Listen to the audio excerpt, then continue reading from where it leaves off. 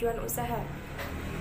Tujuan usaha kami yang pertama yaitu suatu usaha bisnis yang mengedepankan tujuan dan prinsip sesuai dengan syariat Islam. Tujuan bisnis yang sesuai dengan syariat Islam di mana suatu bisnis tersebut tidak selalu mencari profit atau qimah madiyah atau nilai materi, tetapi harus dapat memperoleh dan memberikan benefit, keuntungan atau manfaat non-materi bagi si pelaku bisnis sendiri maupun pada lingkungan sekitarnya, seperti terciptanya suasana persaudaraan, kepedulian sosial, dan sebagainya. Prinsip bisnis syariah tersendiri itu mengandung 4 prinsip, yaitu tauhid, keseimbangan, kehendak bebas, dan tanggung jawab.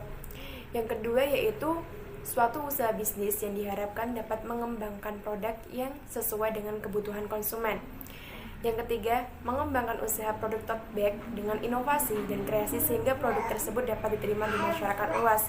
Yang keempat, mengedepankan kualitas sehingga konsumen merasa puas. Dan yang kelima, mengembangkan pemasaran baik secara offline maupun secara online.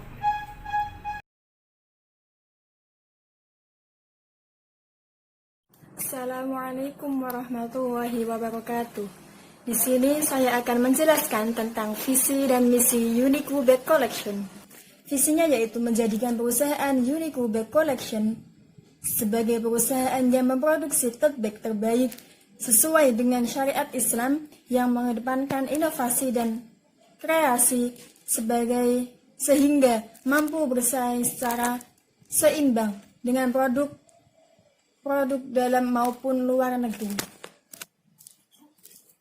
Adapun misi dari perusahaan kami yaitu 1. Menjalankan usaha sesuai dengan bisnis yang bersyariat Islam. Yang kedua, memberikan kepuasan kepada pelanggan atau konsumen terhadap produk dari Uniqlo Bag Collection yang memiliki kualitas terbaik dan dengan harga yang terjangkau.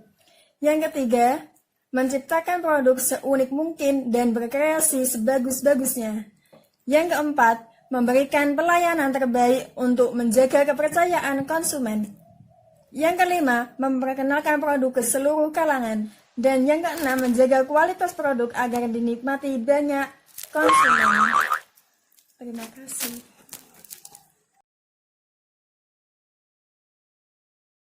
Assalamualaikum warahmatullahi wabarakatuh.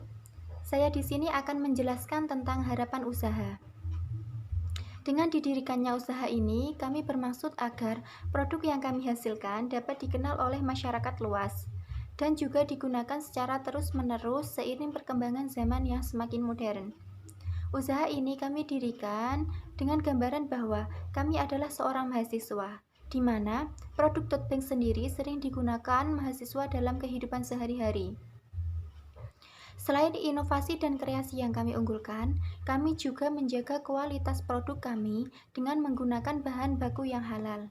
Kami ingin menjalankan usaha ini sesuai dengan syariat bisnis Islam, di mana prinsip dan tujuannya sesuai dengan bisnis Islam.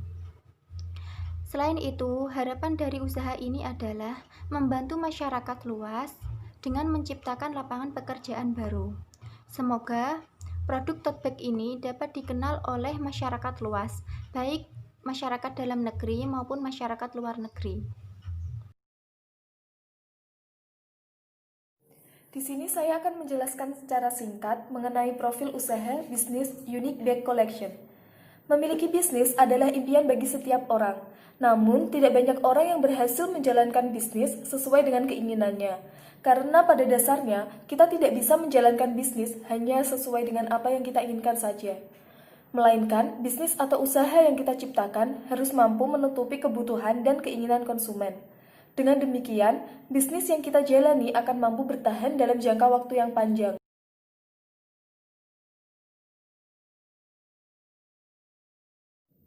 Seperti halnya bisnis tote bag ini. Bisnis ini memiliki nama Uniqlo Bag Collection. Bisnis ini beralamat di Desa Pesaden, RT 4 RW 1, Kecamatan Bulu, Kabupaten Rembang. Awalnya, pemilik usaha ini terinspirasi dari mahasiswa yang sangat membutuhkan tas untuk menunjang aktivitas sehari-harinya. Dengan adanya tas yang elegan dan harga terjangkau, tentu saja banyak menarik perhatian konsumen.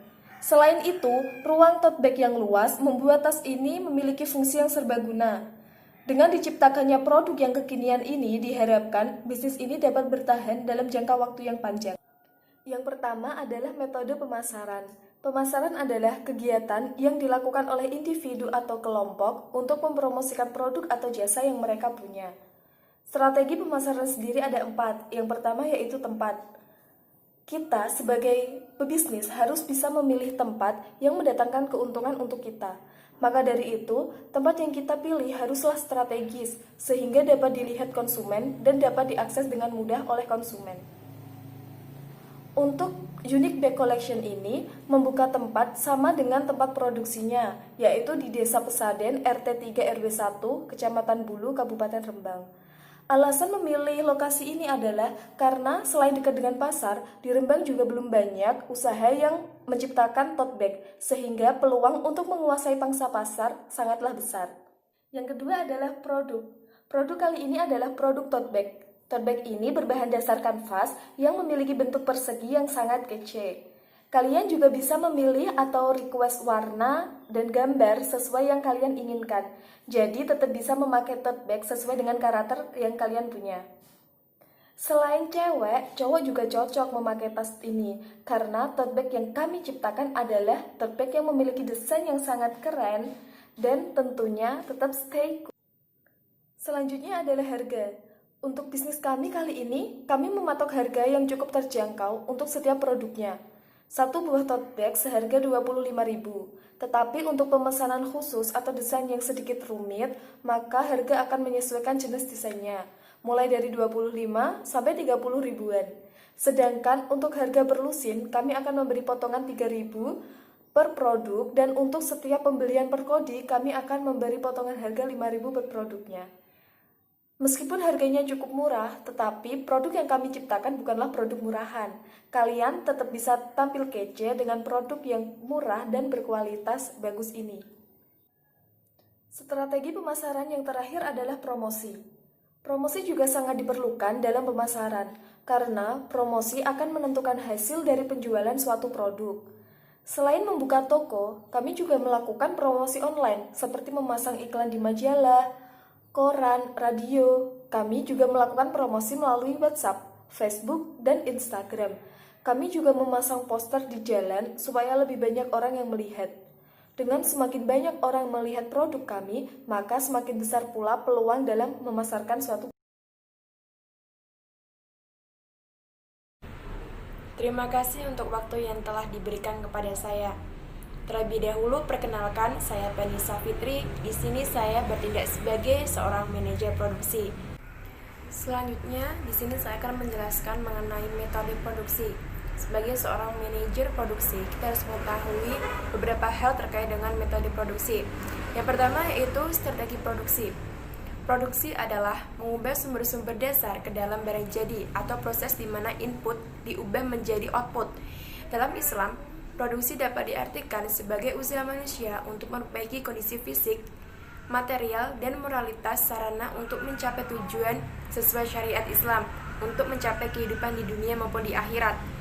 Berproduksi itu hukumnya mubah dan jelas berdasarkan as-sunnah, sebab Rasulullah SAW pernah membuat cincin. Diriwayatkan dari Anas yang mengatakan Nabi SAW telah membuat sebuah cincin.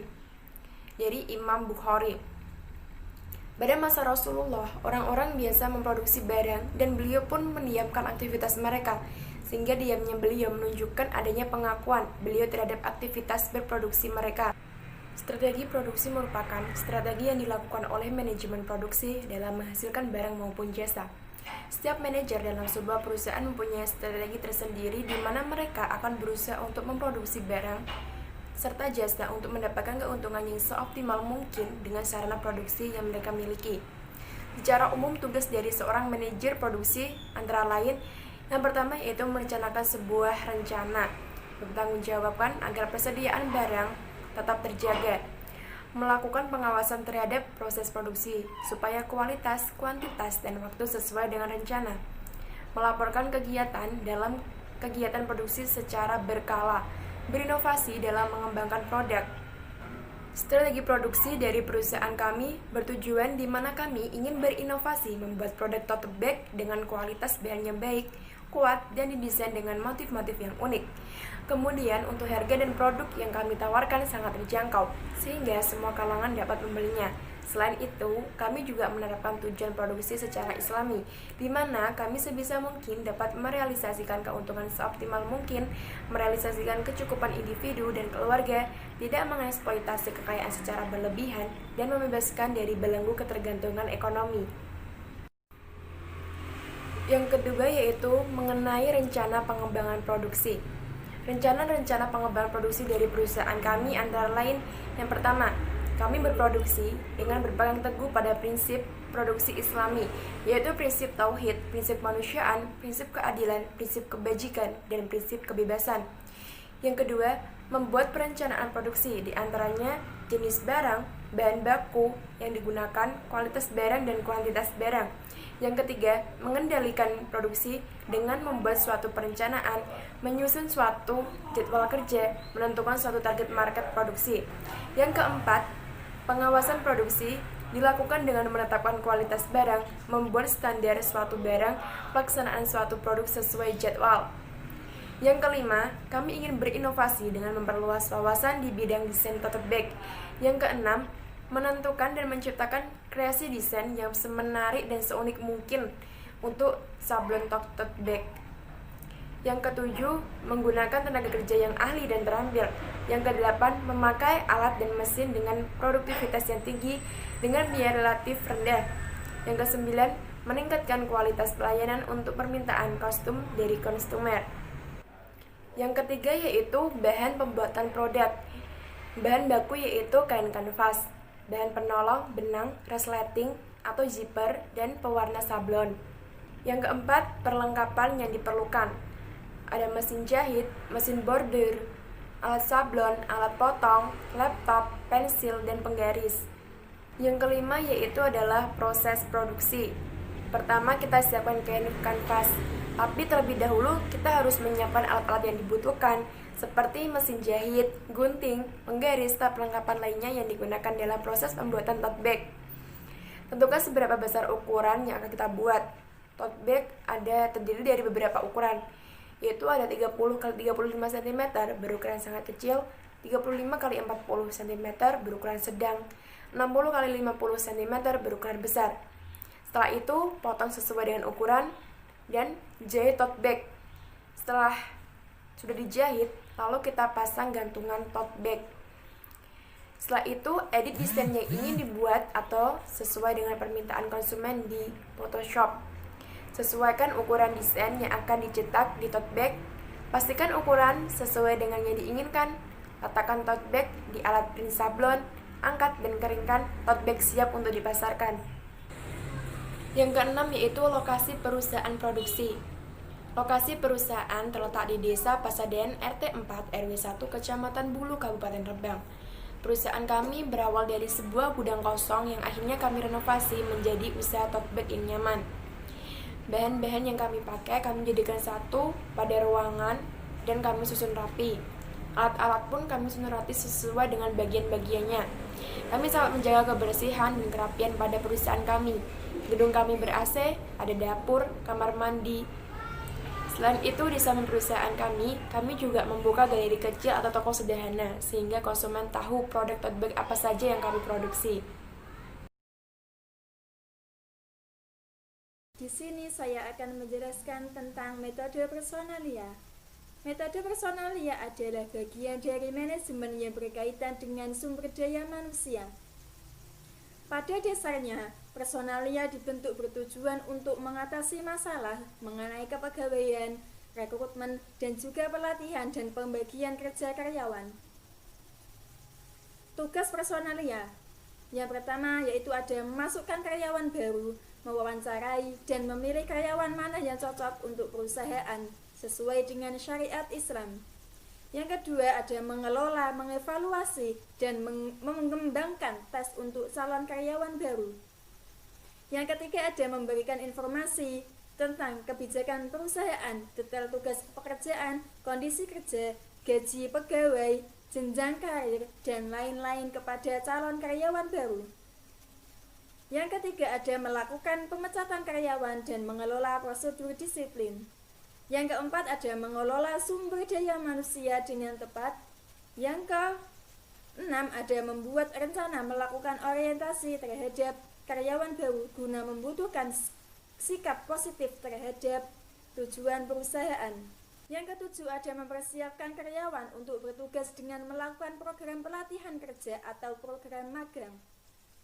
Yang kedelapan ada penghubung antara manajemen dan karyawan.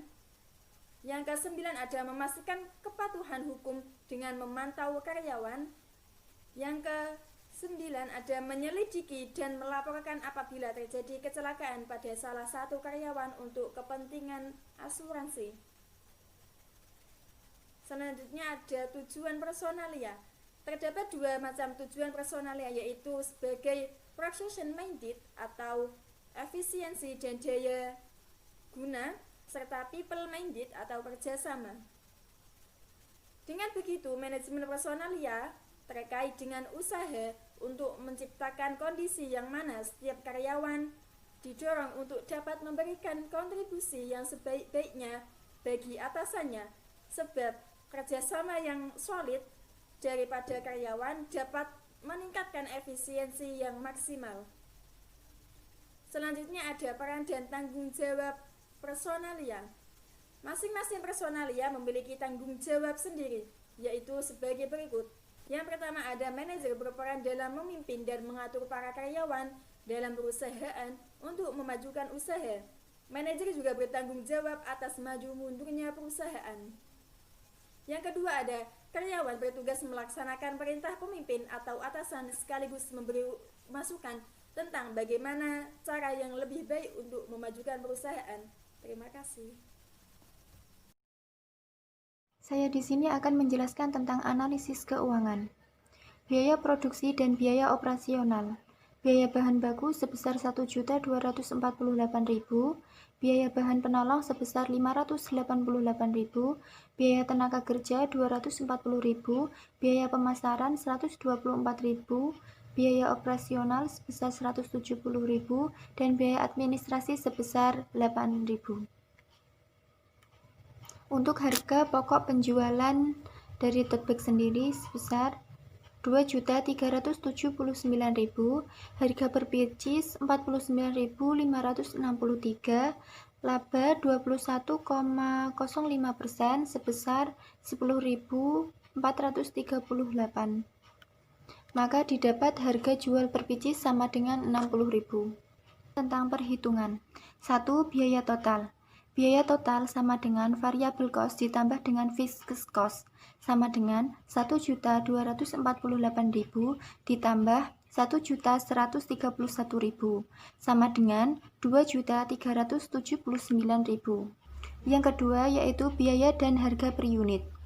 Biaya tetap yang dibutuhkan untuk sekali produksi adalah sebesar 1.248.000 dibagi 48 sama dengan 26.000.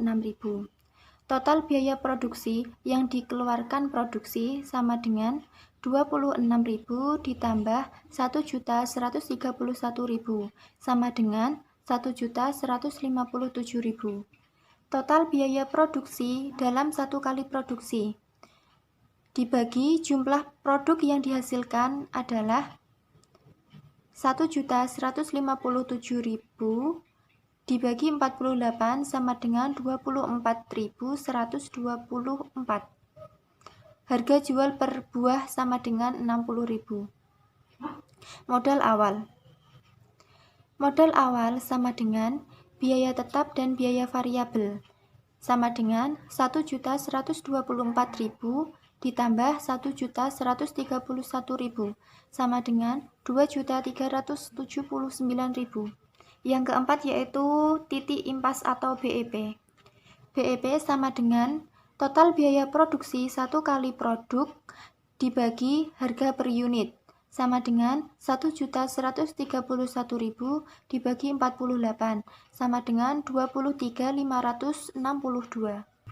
Untuk BEP produksi sama dengan total biaya produksi untuk satu kali produksi dibagi harga per unit sama dengan 1.131.000 dibagi 60.000 sama dengan 18 buah.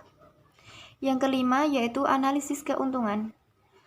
Pendapatan sama dengan produk yang terjual dikali harga jual sama dengan 48 dikali 60.000 sama dengan 2.888.000. Keuntungan sama dengan pendapatan dikurangi total biaya produksi sama dengan 2.888.000 dikurangi 1.131.000. Didapatkan sebesar 1.149.000. Yang keenam yaitu pengembalian modal. Total biaya produksi dibagi laba usaha sama dengan 2.379.000 dibagi 131.000 sama dengan 2 kali produksi. Sekian yang dapat saya sampaikan, semoga bermanfaat. Wassalamualaikum warahmatullahi wabarakatuh. 꿈인 것 같아 너를 만난 건 내 마음속에 빛으로 내려와 나의 두 눈엔 너를